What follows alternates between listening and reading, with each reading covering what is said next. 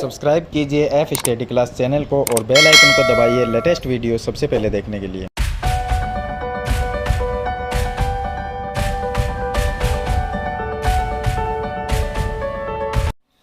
Hello students, आज हम शुरू करते हैं कक्षा 9 गणित की प्रश्नावली 8.2 का प्रश्न नंबर 7 है। प्रश्न नंबर 6 तक मैंने पीछे वाली वीडियो में आपको बता दिए थे।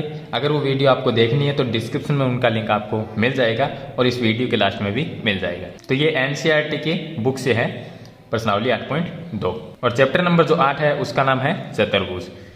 तो देखिए प्रश्न नंबर जो 7 है इसमें लिखा है कि ABC एक त्रिभुज है।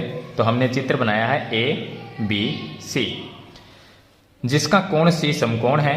तो C देखिए यहाँ पर हमें बनाना होगा क्योंकि C जो है वो समकोण है, यानी कि ये 90 डिग्री का कोण है।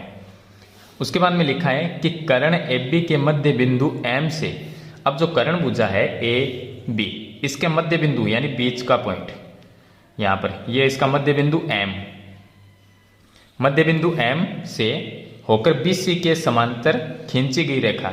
अब M से होकर BC के समांतर रेखा खींची गई है। तो BC ये है BC और ये है मध्य बिंदु M। तो BC नीचे वाली है, इसके समांतर यहाँ से हमें एक रेखा खींचनी है। तो चलिए मैं इसको बना देता हूँ। ये हो गई M से होकर समांतर रेखा BC के समांतर है।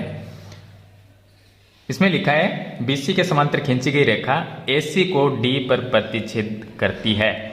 अब AC जो भुजा है उसको कहाँ, अब ये जो समांतर रेखा हमने खींची है ये AC भुजा को यहाँ पर प्रतिच्छेद करती है। तो इसका नाम दिया गया इसमें D, ये D पॉइंट हो गया, प्रतिच्छेद करती है। तो हमें सिद्ध करना है कि D भुजा AC का मध्य बिंदु है। अब हमें एक समकोण त्रिभुज दिया गया जिसमें कोण C 90 डिग्री है, ये मध्य बिंदु दिया गया है क्वेश्चन में। और इसने कहा है कि आप सिद्ध कीजिए कि ये जो D है वो जो AC है इसका मध्य बिंदु है। तो देखिए हमें इसमें क्या क्या चीज दी गई है। ये मध्य बिंदु है, ये दोनों समांतर है, तो ये भी क्या होगा, मध्य बिंदु होगा। तो मध्य बिंदु प्रमेय के विलोम से चलिए सबसे पहले हम ये लिखते हैं कि दिया है। इसमें हमें 3 अलग अलग चीजें सिद्ध करनी है। तो प्रश्न नंबर 1, 2 और 3 तीनों को हमें अलग अलग सिद्ध करना है, अलग अलग इसके पार्ट हैं। तो इसमें दिया गया है कि हमें ABC त्रिभुज है। तो हम यहाँ पे लिखते हैं त्रिभुज ABC समकोण त्रिभुज है, समकोण त्रिभुज है जिसमें कोण C 90 डिग्री है। तो मैं लिख सकता हूँ कोण C बराबर 90 डिग्री। और साथ ही हमें दिया गया है कि M है वो AB का मध्य बिंदु है। तो चलिए मैं क्वेश्चन नंबर जो इसका 1 है उसे ही हम सिद्ध करते हैं। D भुजा AC का मध्य बिंदु, ये जो D है ये AC का मध्य बिंदु, ये हमें सिद्ध करना है। तो हम क्या करेंगे, जब भी हमारे पास में त्रिभुज हो उसमें 2 रेखाएं समांतर है, ये दोनों क्या है समांतर, M है वो AB का मध्य बिंदु। तो मैं लिख सकता हूं कि M भुजा AB का मध्य बिंदु है, मध्य बिंदु है क्योंकि हमें दिया है। तो हम आगे लिख देते हैं इसका कारण कि दिया गया है। अब ये मध्य बिंदु है और MD BC ये दोनों क्या है समांतर।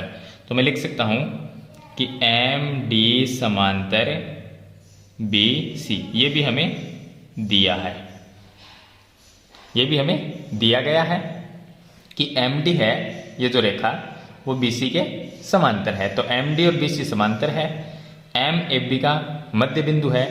तो जब 2 रेखाएं समांतर हो, एक मध्य बिंदु हो, मध्य बिंदु से जाने वाली जो रेखा है वो दूसरी जो भुजा होती है उसको क्या करती है, समद्विभाजित करती है, 2 समान भागों में विभाजित करती है। तो मैं कह सकता हूं कि समान भाग का मतलब ऊपर वाला भाग अगर नीचे वाला भाग बराबर है तो बीच वाला ये पॉइंट क्या होगा, मध्य बिंदु होगा। तो मैं ये लिखूंगा इसलिए D भुजा AC का मध्य बिंदु होगा, मध्य बिंदु होगा। तो ये एक छोटा सा क्वेश्चन है, इसका आंसर मैंने आपको बता दिया किस तरह से सिद्ध करना है। तो 3 ही लाइन का इसका आंसर है। अब सेकंड पार्ट देखिए। सेकंड पार्ट में इसने लिखा है एम डी लंबवत है AC पे। एम डी कौन सी है? ये है एम डी, लंबवत कौन सी पे? AC पे, यानी कि यहाँ पर 90 डिग्री का कोण है, ये हमें सिद्ध करना है। तो आप एक चीज देखिए कि अगर दो हमारे पास में दो रेखाएं समांतर है, ये दोनों समांतर है, और इनको कोई अगर तिर्यक रेखा काटती है इस तरह से, अगर कोई तिर्यक रेखा काटती है तो यहाँ पर जो कोण बनता है और एक यहाँ पर जो कोण बनता है, ये दोनों कोण क्या होते हैं? बराबर। क्यों होते हैं? क्योंकि ये संगत कोण होते हैं, इनको बोलते हैं हम संगत कोण। ये संगत कोण है इसलिए बराबर है। यहां पर भी आप एक चीज देखिए, अगर मेरे को इस कोण को 90 डिग्री सिद्ध करना है, 90 डिग्री का मतलब होगा कि ये जो एम डी है वो AC पे लंबवत है, यानी कि ये 90 डिग्री मुझे सिद्ध करना है। ये 90 डिग्री कैसे होगा? ये और ये दोनों बराबर होंगे। क्यों? क्योंकि ये लाइन और ये लाइन, ये दोनों भुजाएं समांतर है, ये तिर्यक रेखा है, तो एक ये कोण और एक ये कोण, दोनों कोण क्या है? संगत कोण। तो ये 90 डिग्री है तो ये भी 90 हो जाएगा। तो चलिए मैं लिख देता हूँ। तो हम यहाँ पर लिखेंगे कि एम डी और BC समांतर है, एम डी समांतर BC, ये दोनों समांतर है, और AC क्या है? एक तिर्यक रेखा। तो AC एक तिर्यक रेखा है, तिर्यक रेखा है, ये हो गई तिर्यक रेखा। अब दो समांतर है और AC एक तिर्यक रेखा है, तो ये दोनों कोण क्या होंगे? कोण C और कोण D क्या होंगे? बराबर होंगे। तो मैं लिख सकता हूं कोण C बराबर होगा कोण D। क्यों होगा? क्योंकि संगत कोण बराबर होते हैं, तो संगत कोण, संगत कोण बराबर हो गए। कोण C का मान कितना है? 90 डिग्री, क्योंकि ये समकोण त्रिभुज का कोण है 90 डिग्री। तो मैं लिख सकता हूं कोण C बराबर 90 डिग्री है, ये हमें दिया है। अगर कोण C 90 डिग्री है तो D का कितना होगा? 90 डिग्री होगा, क्योंकि C और D बराबर है, तो कोण D बराबर भी 90 डिग्री। अब कोण D 90 का मतलब हो गया, अब देखिए इस तरह से देखिए, ये 90 डिग्री कोण है, इसका मतलब ये जो रेखा है MD ये AC के ऊपर लंबवत है, यानी 90 डिग्री का कोण बनाती है।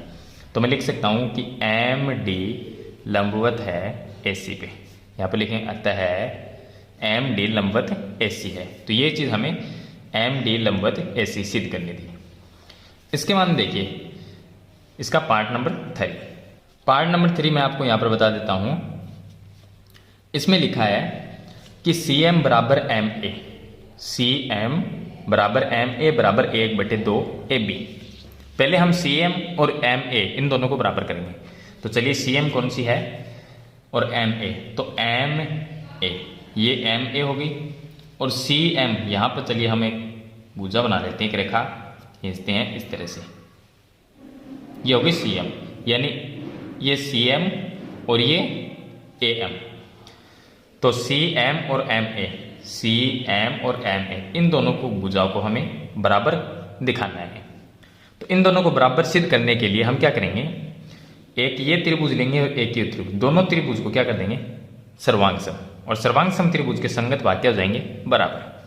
तो चलिए हम त्रिभुज लेते हैं ADM और दूसरा लेते हैं CDM। तो हम यहाँ पर त्रिभुज लिखते हैं, त्रिभुज ADM व त्रिभुज CDM में दोनों को हम सर्वांगसम करेंगे। कैसे करेंगे? देखिए, ये जो बीच वाली भुजा है ये उभयनिष्ठ है, और एक ये और एक ये दोनों बराबर है। क्यों बराबर है? क्योंकि D क्या है? मध्य बिंदु, हमने सिद्ध किया था। तो मैं लिख सकता हूं AD और CD दोनों बराबर है, तो मैं लिख सकता हूं AD बराबर CD। क्यों है दोनों बराबर? क्योंकि D मध्य बिंदु है, D भुजा AC का मध्य बिंदु है, मध्य बिंदु है। D मध्य बिंदु है तो ऊपर वाला भाग नीचे वाला भाग बराबर होगा, तो मैंने यहां पर लिख दिया। उसके बाद में यहां पर जो कोण है, एक इधर वाला कोण और एक ऊपर वाला, ये दोनों क्या है? 90 डिग्री के कोण है। और साथ में MD उभयनिष्ठ भुजा है, तो मैं लिख सकता हूं कि MD बराबर MD, यह है उभयनिष्ठ, उभयनिष्ठ भुजा, और ये भी 90 है और ये भी 90 है।